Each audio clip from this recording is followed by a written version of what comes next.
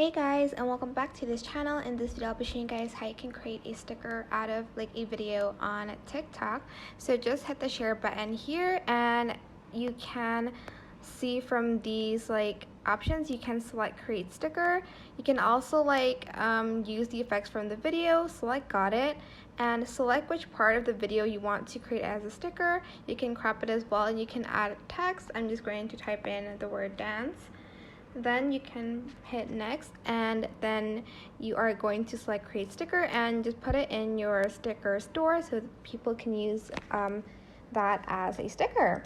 That's basically it. I hope this tutorial is helpful for you guys. Don't forget to like, comment, share, and also subscribe to this channel if you haven't done that already. If you have any questions, just leave it in the comment section down below and I will try my best to answer them all for you guys. And if you found this video helpful, please click the thanks button above the description box down below. Thank you so much for watching this video. Bye!